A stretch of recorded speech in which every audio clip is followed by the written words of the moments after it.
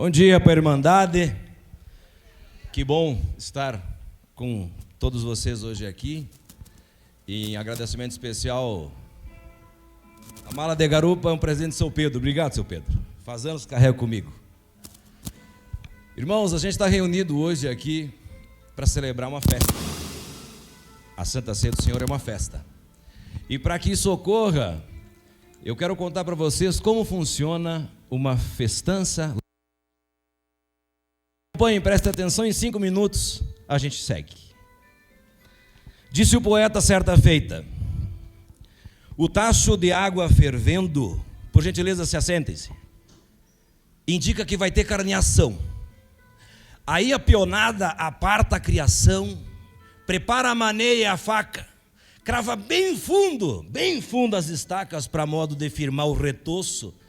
Isso é serviço para índio moço, que foi criado assim meio tipo guasca. Coisa bem linda é uma festança de campanha. Sabe como funciona? A peonada se assanha, talhando espeto em taquara, estende a costela grande na vara para assar com pelo e tudo, desde a picanha aos miúdos para alimentar a gurizada. Mas de longe, pensa comigo, você vê o lusco-fusco da pilcha nova asseada, as prendas mais perfumadas do que flor de laranjeira, vem levantando poeira com seu vestido encarnado, na garupa do gateado que é o pingo velho da fronteira. Mas aí começa a chegar a parentela, olha a festa. Barbaridade, parece um rebanho de ovelha fugindo de um enxame de abelha, carregado de criança, porco, galinha, erva mate, milho, farinha e uma manta de charque para o carreteiro, que a véia envia ligeiro, bagunçando toda a cozinha. Oiga-lhe boia campeira é no entreveiro da indiada. Veja comigo, de manhã cedo uma lebre assada, com feijão mexido requentado, bolo frito, nego deitado, torresmo, queijo e murcilha, trazido de farroupilha. E para encerrar o dia, um cuscuz com leite melado. Pá!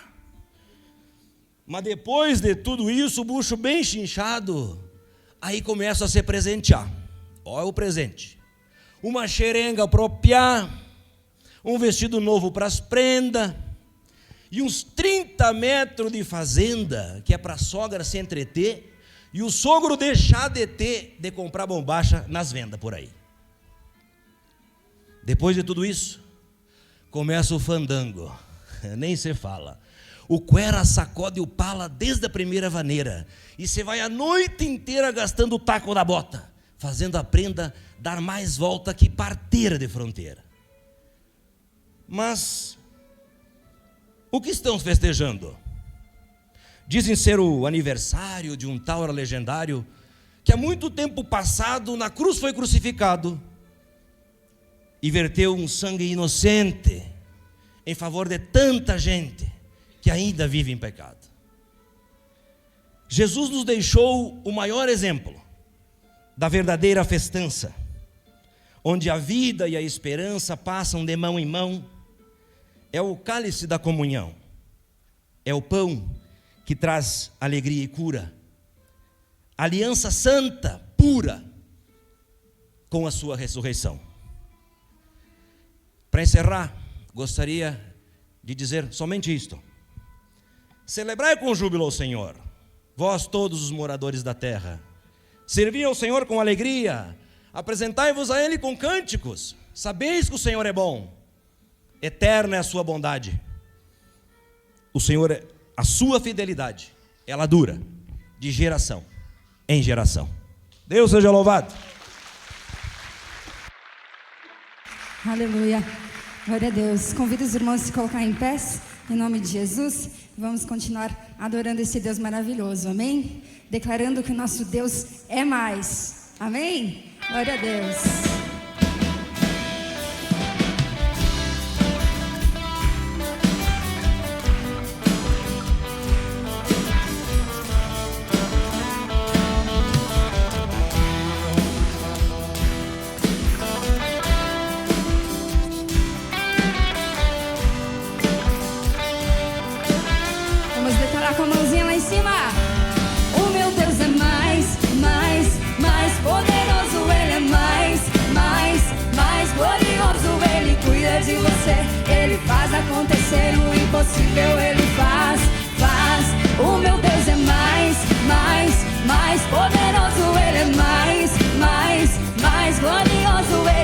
cuida de você. Ele faz acontecer o impossível, ele faz.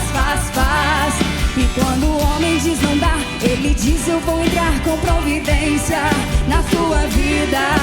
Ele pega o fracassado, desprezado e humilhado, ele mostra uma saída.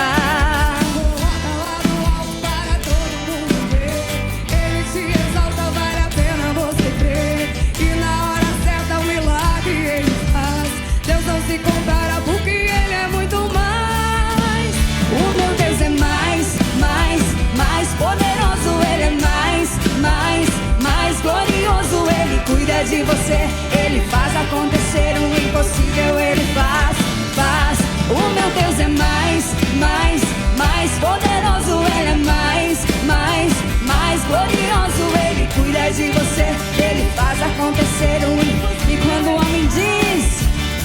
E quando o homem diz não dá, ele diz eu vou entrar com providência na tua vida. Ele pega o fracassado, desprezado e humilhado, ele mostra uma saída. Coloca lá no alto para todo mundo ver. Ele te exalta, vale a pena você crer. E na hora certa o milagre ele faz.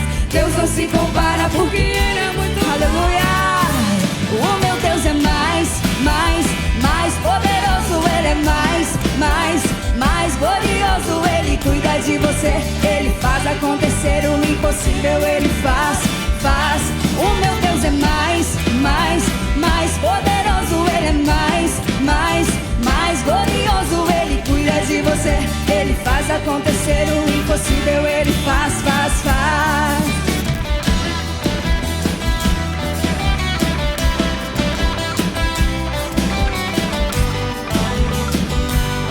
Vamos declarar mais uma vez.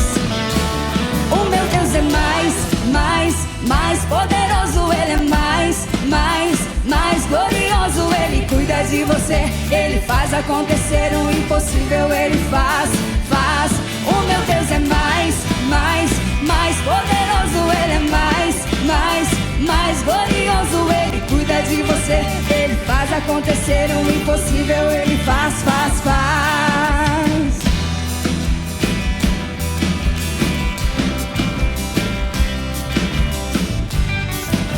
Para terminar, vamos cantar mais uma vez que nosso Deus é mais. O meu Deus é mais poderoso. Ele é mais glorioso. Ele cuida de você, ele faz acontecer o impossível, ele faz.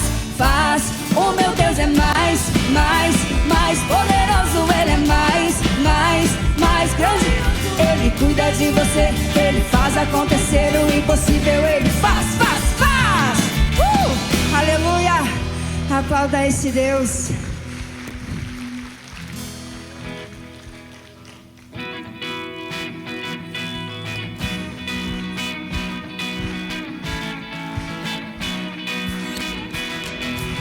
Canaã chegou. É uma terra abençoada onde nunca falta nada. Canaã chegou.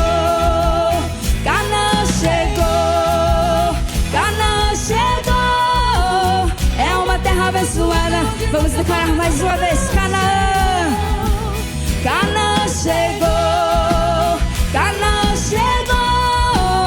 É uma terra abençoada onde nunca falta nada. Canaã chegou. Nessa terra mana leite, nessa terra mana mel. É uma terra prometida, uma terra escolhida pros filhos de Deus. Nessa terra manda leite, nessa terra mana mel. É uma terra prometida, uma terra escolhida pros filhos de Deus. Canaã chegou. É uma terra abençoada onde nunca falta nada. Canaã chegou.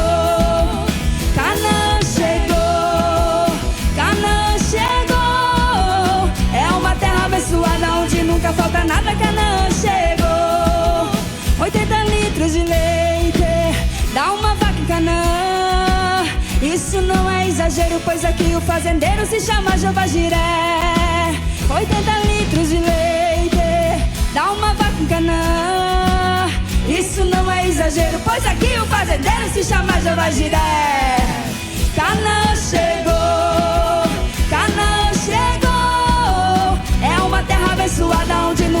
falta nada. Canaã chegou, Canaã chegou, Canaã chegou. É uma terra abençoada.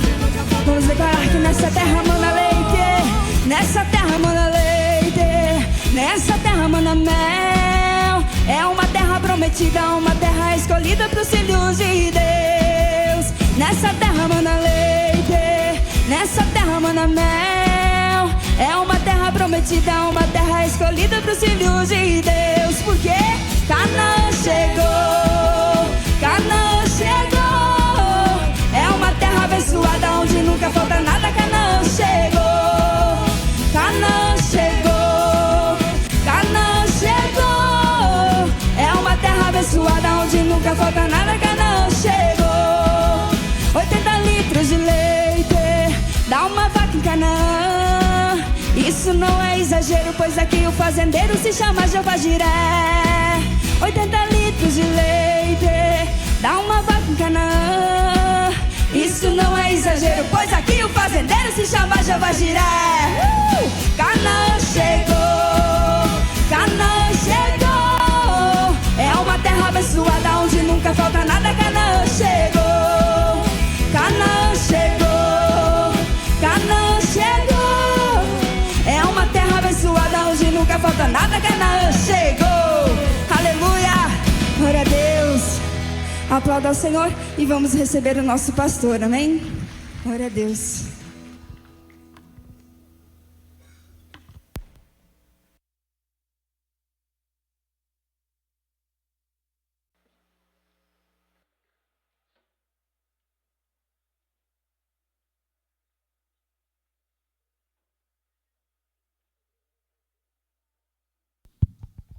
Bom dia, paz seja com todos. Vamos lá para a palavra que está em Mateus, capítulo 21, versículo 12 e 13.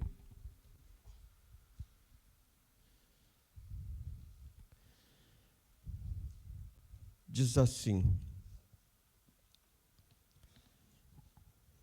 entrou Jesus no templo de Deus e expulsou todos os que vendiam e compravam no templo, e derrubou as mesas dos cambistas e as cadeiras dos que vendiam pombas, e disse-lhes: está escrito, minha casa será chamada casa de oração, mas vós as tendes convertido em covil de ladrões.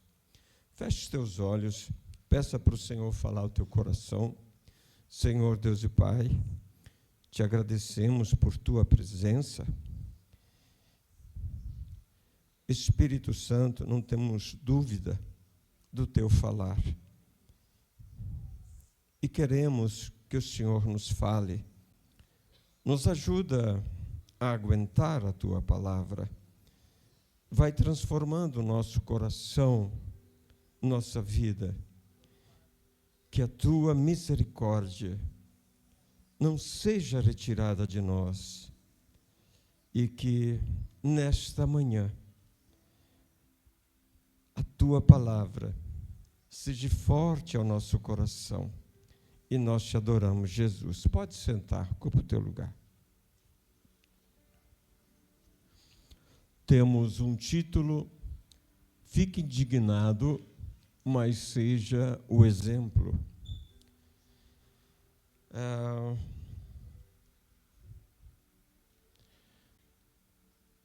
Indignar-se.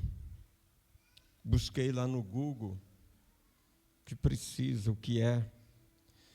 Diz, significa sentir uma forte sensação de descontentamento, raiva, revolta diante de algo que é percebido como injusto, errado ou ofensivo.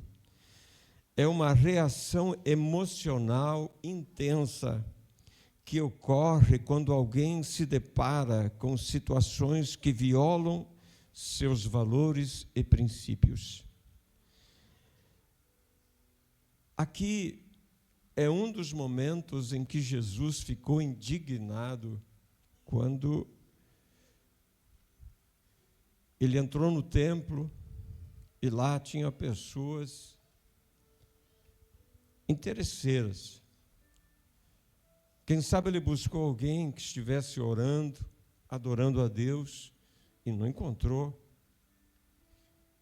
Que liberdade tinham as pessoas, os irmãos, as irmãs, de abrir seu coração diante de tanto comércio, diante de tanta corrupção no templo.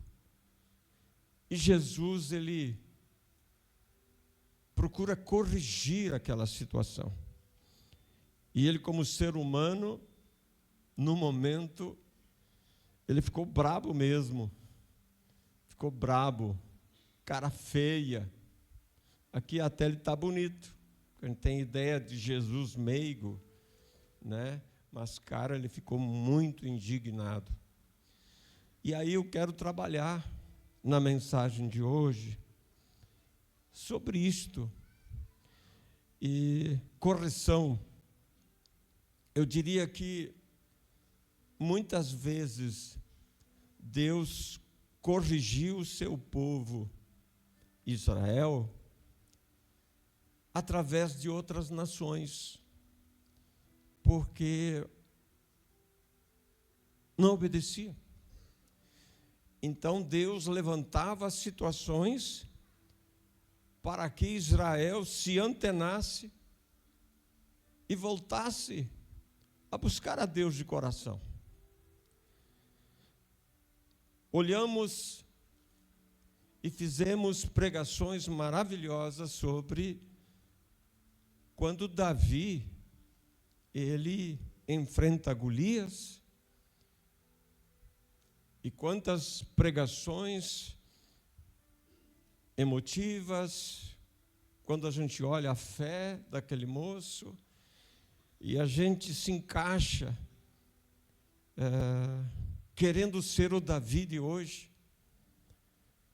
Mas eu faço uma pergunta: por que Deus permitiu se levantar Golias? Sabe por quê? Para corrigir aquela geração. Porque era uma geração que não estava buscando a Deus. A gente vê, eles estavam tão forinha que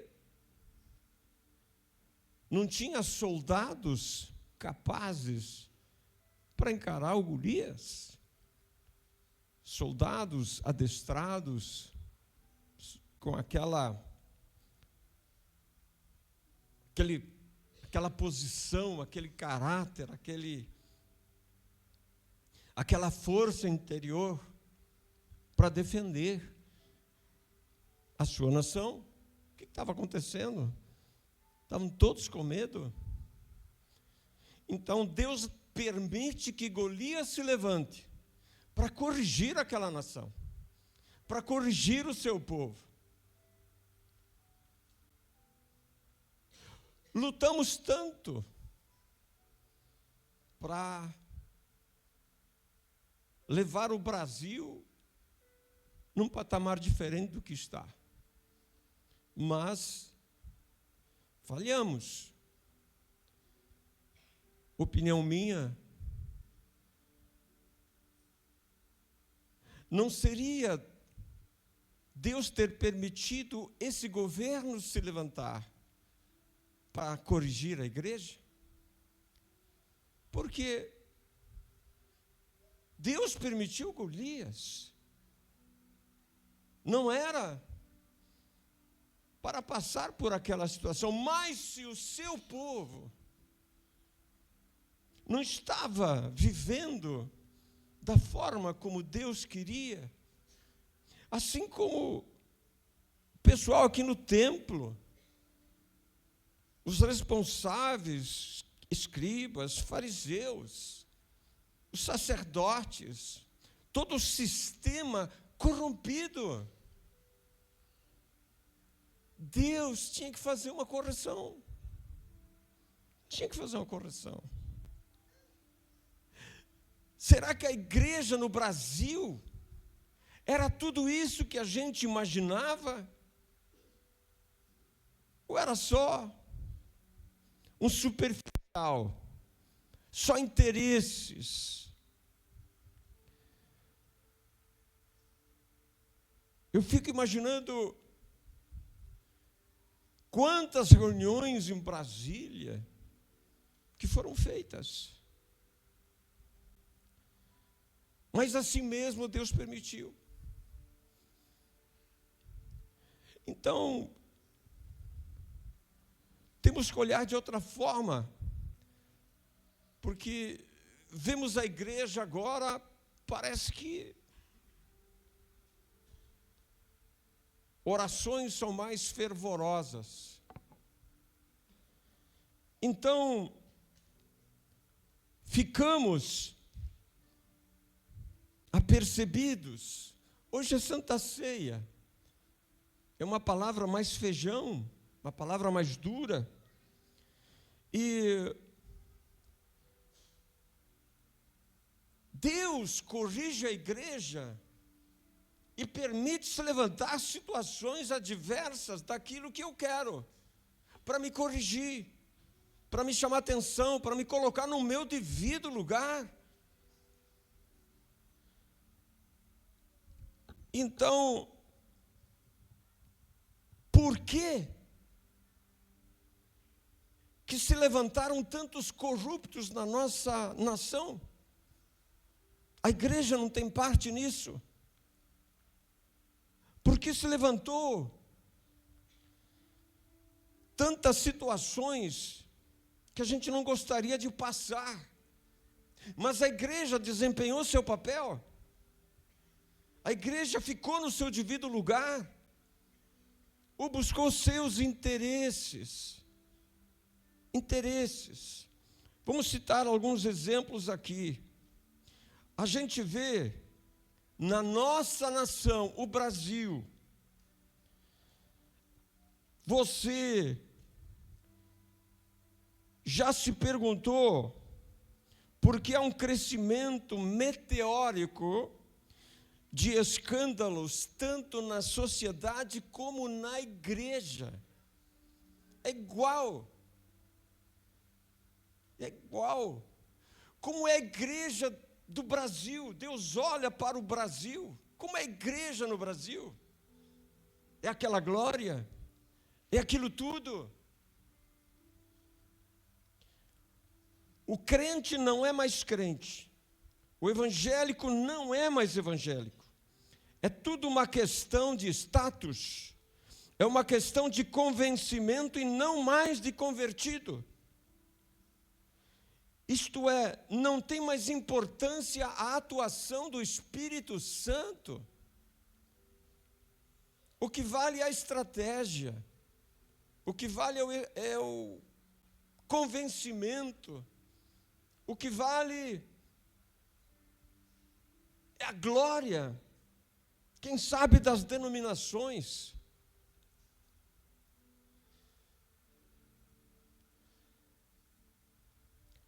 A honra não é mais honra. O certo não é mais certo. O errado não é mais errado.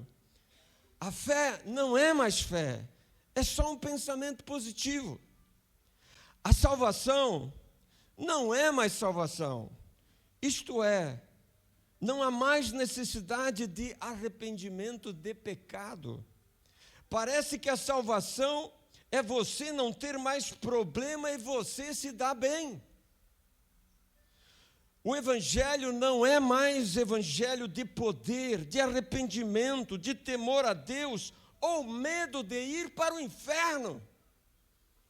É piada, é brincadeira. Não há temor nenhum. Que evangelho estou pregando? Estou falando no nome de Jesus. O nome de Jesus está na boca do que crê e do que não crê. Sim, crescem os pivetes, crescem os assaltos, crescem os revoltados, crescem as igrejas, entre aspas, crescem os irmãos. Só ore por mim. Cadê os irmãos de poder, cheios do Espírito Santo?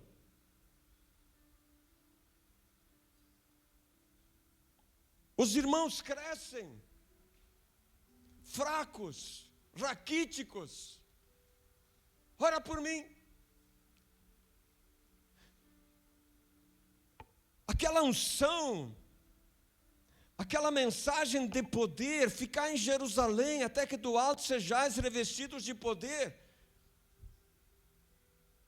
Não há esse buscar, não há essa decisão, não há essa percepção dessa necessidade. Eu quero mais do Espírito Santo. Eu preciso de poder para abençoar, para fazer a diferença.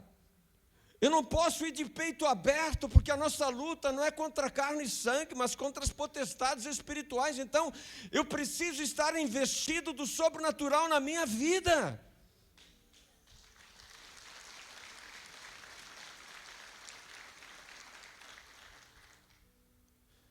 Sou eu o irmão, ore por mim? Ou sou eu o irmão de poder? Vou orar, vou interceder, conta comigo, seguro na minha mão. Crescem os irmãos, ore por mim. Ficamos admirados vendo o crescimento de casas noturnas, prostituição que encontra um baita espaço na nossa sociedade, e aliás, se tem esse baita espaço, é porque existe demanda. Prostituição que entra no nosso lar, através das mídias, televisão, celular. Já estamos acostumados com isso. Deus olha para o Brasil. Seria uma comparação se o Brasil fosse um templo e Jesus entrasse nesse templo, o que Jesus faria? Com uma nação assim, bater palma, vou abençoar. É isso que eu queria, foi por isso que eu morri na cruz. Ó, que povo abençoado! Será que é isso? Será que não teríamos que esperar um azorraga de cordas? Será que é tudo isso que é falado? Hoje é Santa Ceia, é dia de reflexão. Nossos filhos, os netos, que legado estamos deixando para eles? Tem eles chance? Vão ter chance? Vão ter chance.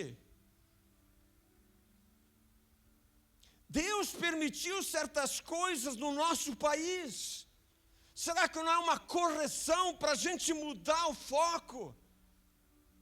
Para deixar de ser convencido e buscar aquela conversão de verdade? Creio que Jesus queria entrar no templo e ter a satisfação de orar com os irmãos, ter a satisfação de adorar a Deus, pois ele diz, minha casa é casa de oração. O que é oração? É intimidade. O que é oração? É intimidade com Deus. O que é oração? É adoração, é entrega. Senhor, o que tu queres que eu faça?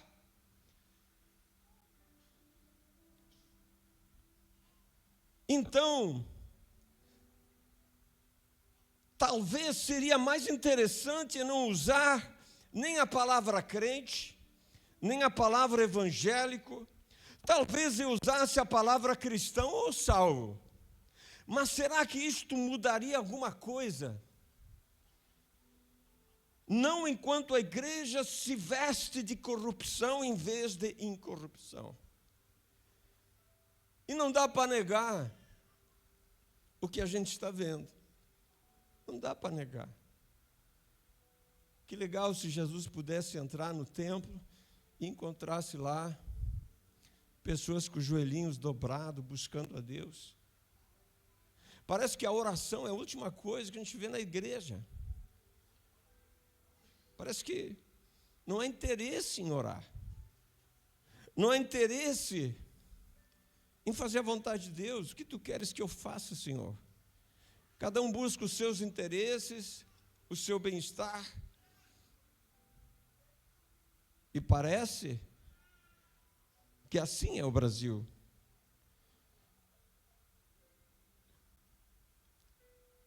E aí a pergunta também, será que nos qualificamos fora dessa relação?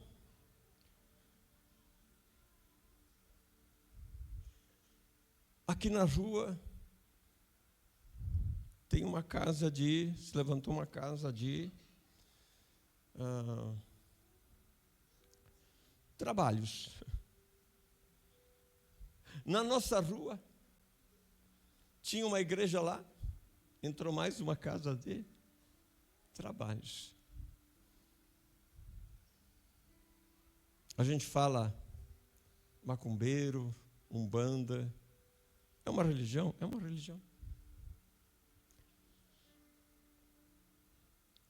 Casas espíritas estão crescendo. É o povo com sede, vazio. Onde está a igreja para matar essa sede? Onde está a igreja? Eles não têm razão de buscar. Crescem os ateus, pessoas que desafiam a existência de Deus. Crescem mesmo. Crescem os satanistas. A gente vê aqui o Rio Grande do Sul, os caras desafiando toda uma sociedade rio-grandense que tem uma cultura forte. Está se levantando aí, crescendo, enfrentando tudo e todos, colocando as suas ideias para serem postas. Enfim, a corrupção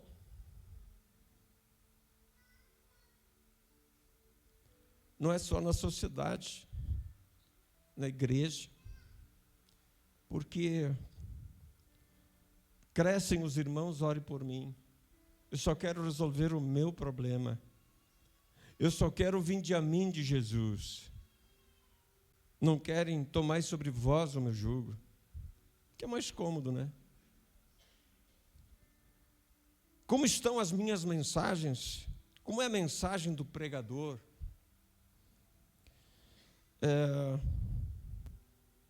Os bandidos crescem. E há todo um cuidado, um aparato de proteção, de cuidado, direitos humanos. O homem justo, a mulher justa, que trabalha, paga os seus impostos, luta direitinho, tem que suar, mas se eu for preso, todo cuidado está à minha disposição. Tenho até um salário para minha família. Será que eu estou enganado? Os direitos humanos estão com aquele que trabalha, sua camisa, estão aí com eles. Mas essa é a minha geração. Esse é o meu tempo. Se Deus olhar para o Brasil como templo, será que Ele iria dizer, Brasil é casa de oração? Então não seria justo da parte de Deus haver correção? N maneiras de Deus nos corrigir, porque tem aquele irmãozinho fiel, tem aquele pregador fiel, tem aquele homem de Deus, aquela mulher de Deus, que é de verdade. Deus tem que responder essas orações. Na época de Davi, meu Deus, tinha um homem de Deus chamado Samuel. Deus tinha que responder as orações deste homem. Tinha os Golias daquela época, e Deus preparava os Davis. Então, o que vai fazer de mim melhor? Eu fico indignado ver esse crescimento, mas eu tenho que ser exemplo, que faz parte do título. Fique indignado, mas seja o exemplo. Posso ficar só indignado e parar na minha indignação, mas não ser o exemplo. Vai adiantar o quê? Vai se levantar mais um ranzinza, só. Mais um descontente, mais um revoltado, mas não faz nada. Porque não é exemplo. Jesus fez alguma coisa, mas exemplo? Exemplo. Davi fez alguma coisa, mas ele era exemplo. Então, eu preciso ser um exemplo para o bandido. Eu preciso ser exemplo para o corrupto.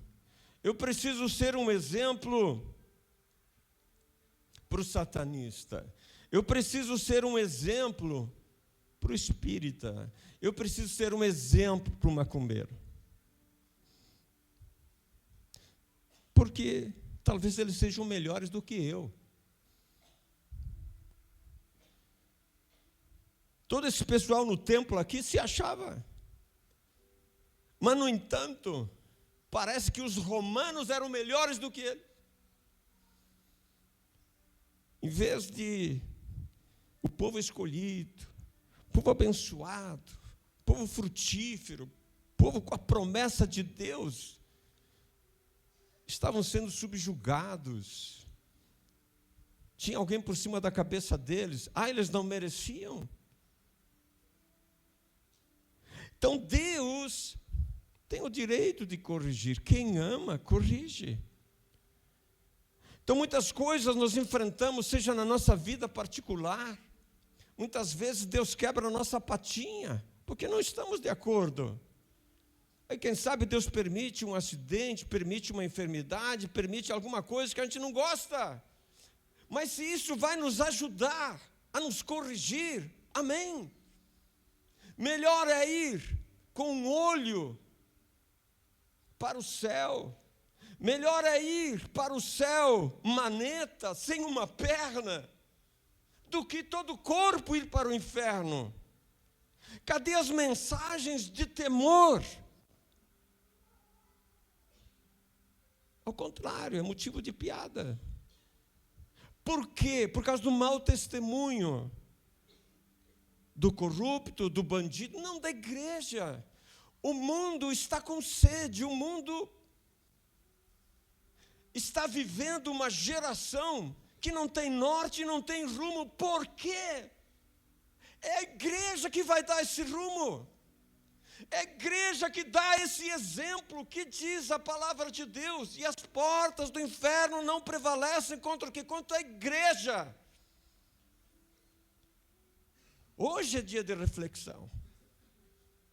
Hoje é dia de levantar uma maturidade forte em cada um de nós. Se vale a pena continuar desse jeito. Deus me ama e Deus vai fazer o que eu quero. Mas quando Deus diz, filho, tu podes fazer isso? Não tenho tempo. Não vai dar. Manda outro.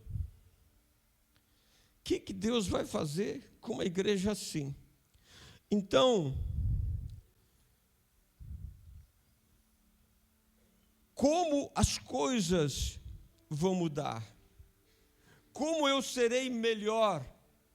Como eu vou apontar para essa geração o norte? Vou apontar para os meus filhos, para os meus netos, seguindo o caminho da santificação, gente. Cada um de nós, seja no seu particular, no seu dia a dia.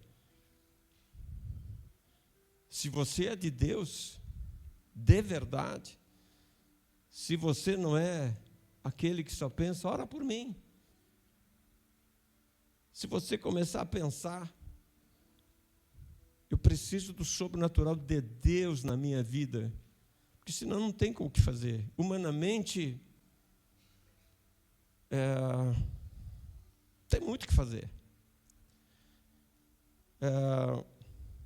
Santificação, diz a palavra de Deus. Sem santificação, ninguém verá o Senhor. Oramos por um avivamento, que bom, uma oração aceitável a Deus. Mas, se eu não suporto esse avivamento, se quando Deus fala eu não aguento, se quando o Espírito Santo de Deus vai me usar, eu olho para outro lado, eu não disponho tempo, acho mais importante as minhas estratégias, os meus compromissos, não tenho tempo para orar, preciso resolver o problema, preciso pagar as contas. A parte espiritual, segundo plano, passo por cima como um rolo compressor, ignorando que Jesus disse: buscai primeiro o reino dos céus e a sua justiça, e as outras coisas vos serão acrescentadas. Parece que Deus não acrescentou isso para o Brasil. Por quê? A igreja não está buscando, em primeiro lugar, a Deus. Se sobra, porque eu tenho interesse. Eu só quero viver o lado bom e me dar bem. O que é santificação? Aliás, falando de santificação, Deus disse a Josué: Josué, santifica o povo, porque amanhã eu vou fazer maravilhas no meio de vós. A santificação da igreja é uma nação sarada. A igreja não se santifica. O que é a santificação? É um processo espiritual contínuo pelo qual uma pessoa é separada do pecado e se dedica a Deus. Entende o que é pecado? Não, como é que eu vou dizer? Não há mais um chorar pelos pecados. Não há mais uma indignação quando eu peco. Já me acostumei. Santa Ceia está aí, peço perdão para Deus. Tudo numa boa. E continua igual. Então não há nenhum esforço, não há um arrependimento. Não há temor. É como se Deus, tu tem que fazer o que eu quero. E quando Deus pede alguma coisa de mim, não vai dar, isso vai me constranger, isso, não, manda outro. Então a santificação me põe,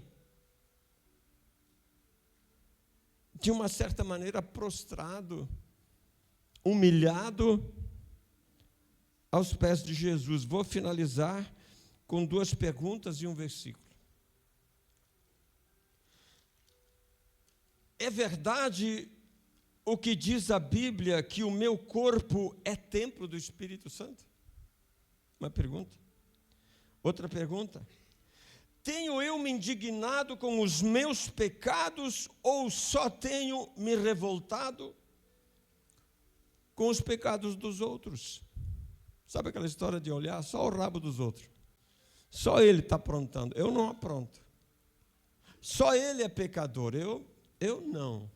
Só ele faz coisa errada. Só ele se omite, eu não. Em 2 Crônicas 7,14, eu quero ver meu corpo sarado, quero ver a minha igreja sarada, quero ver o meu país sarado, minha cidade sarada, meu estado sarado, minha nação sarada. Opa, temos um versículo aqui legal. Em 2 Crônicas 7,14 diz: se o meu povo, olha só, Deus não está falando lá com aquele ateu, com aquele que não acredita. Deus está falando com o seu povo.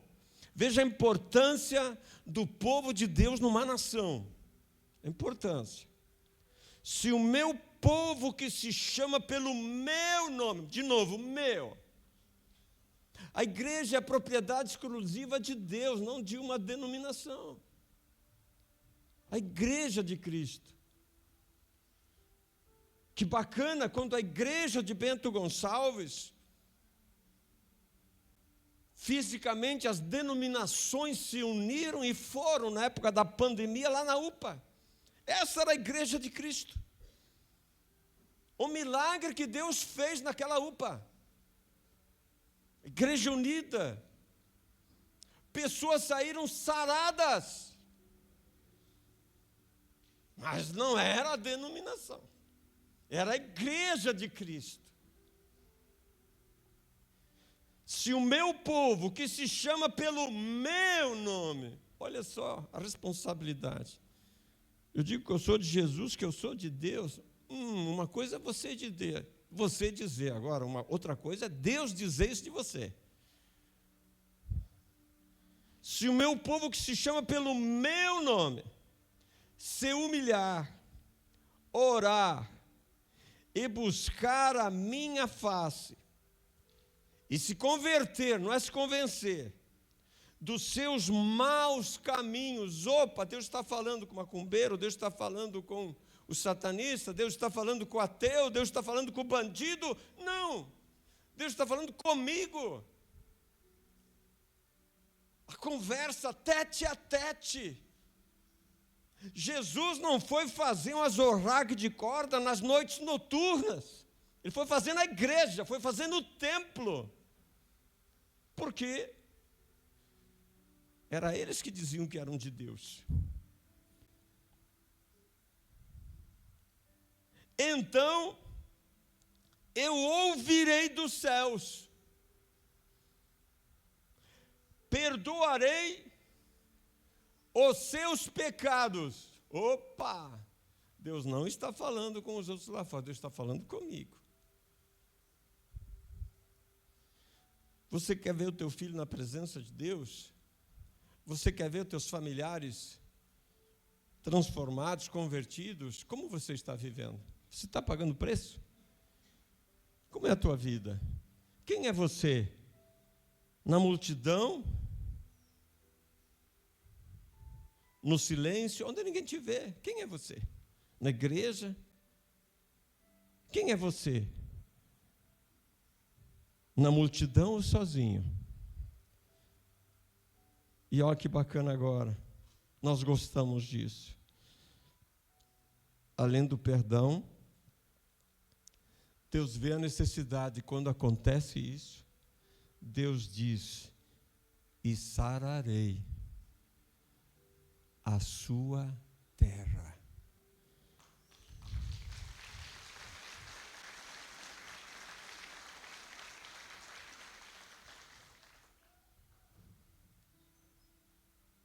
Oração, sabe, aquele...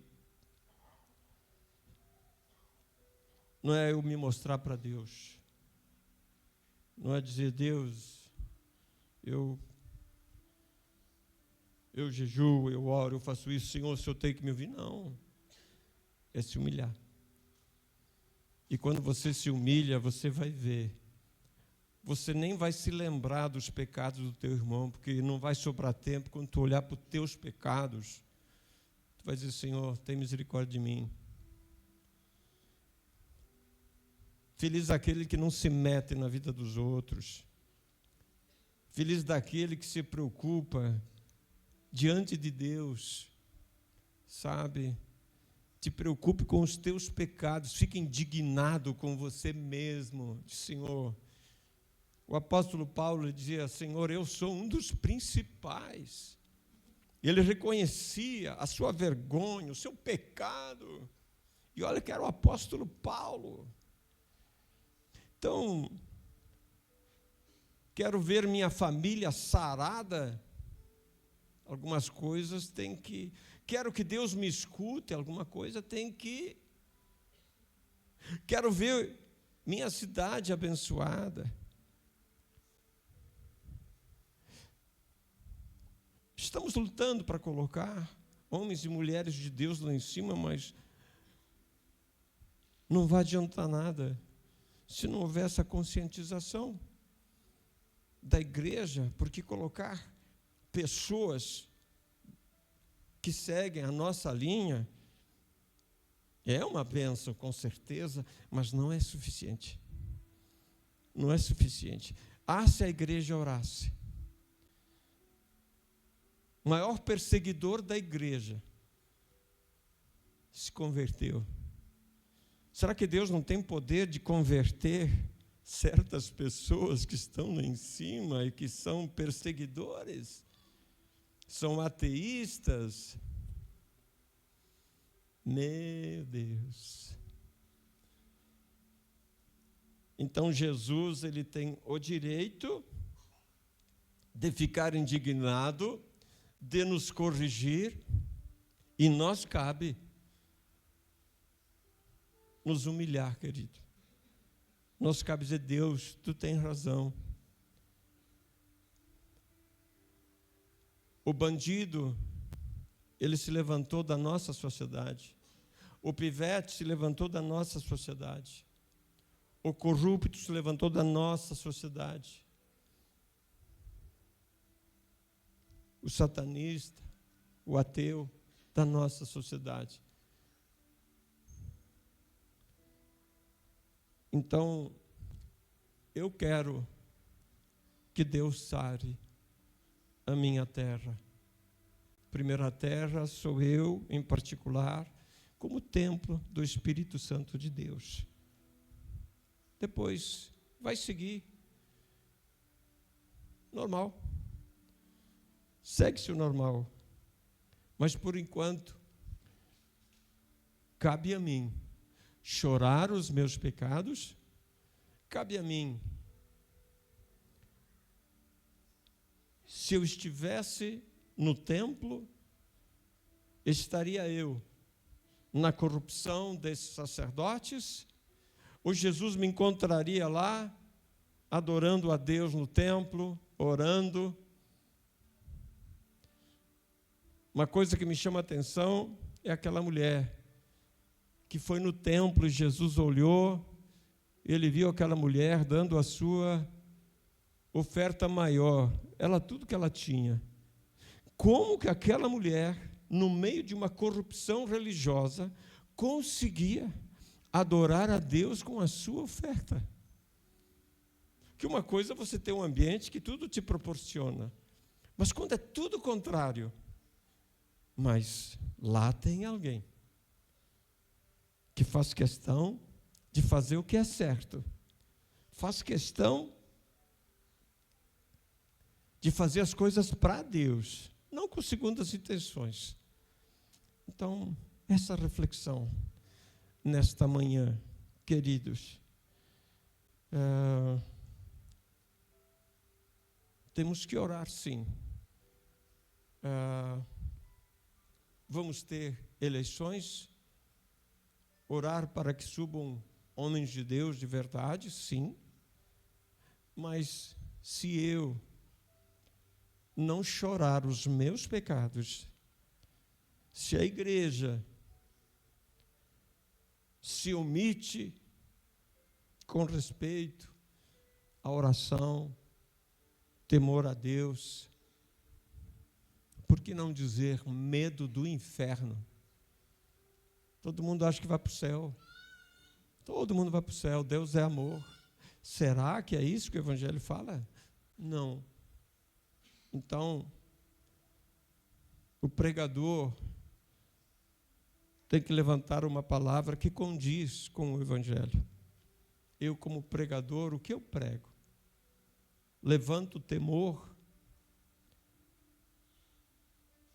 Esta geração precisa do norte, precisa estar sem rumo. Ídolos se levantam, um monte de direções, e a igreja parece que quer copiar isso, em vez de ela tem a Constituição do céu para promulgar, coisa que muitos não conhecem, e pelo mau testemunho da igreja, eles dizem: não vale a pena.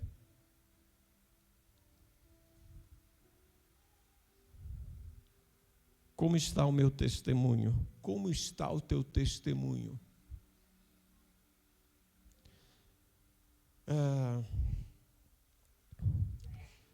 Essa mensagem que eu queria passar, e penso eu que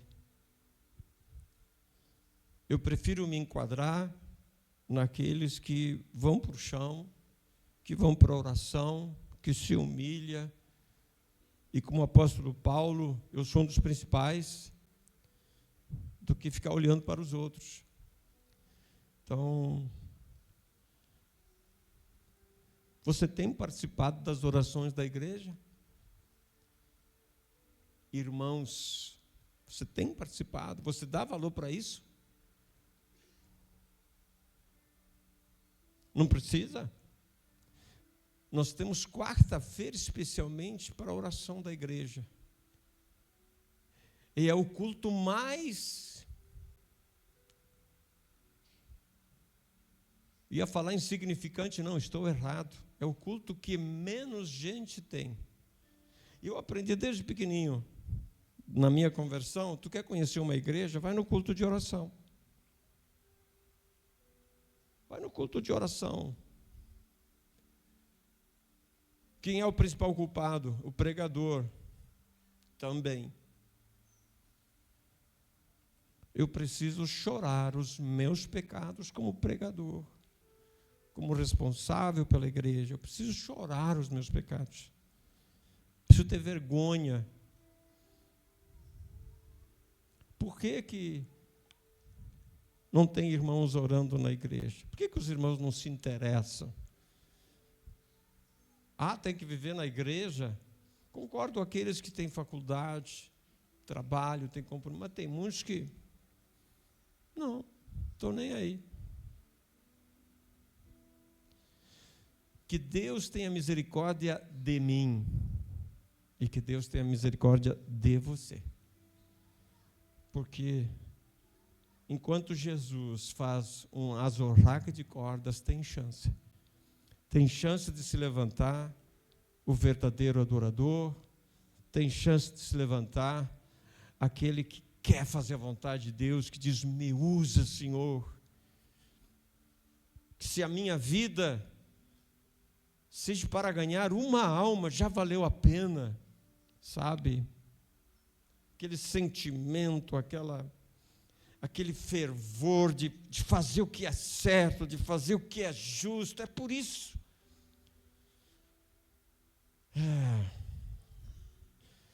Eu vou ler o texto da Santa Ceia, nós vamos seguir com o texto da Santa Ceia aqui, e nos despedimos da live nesse momento, e vamos ficar bem à vontade para a gente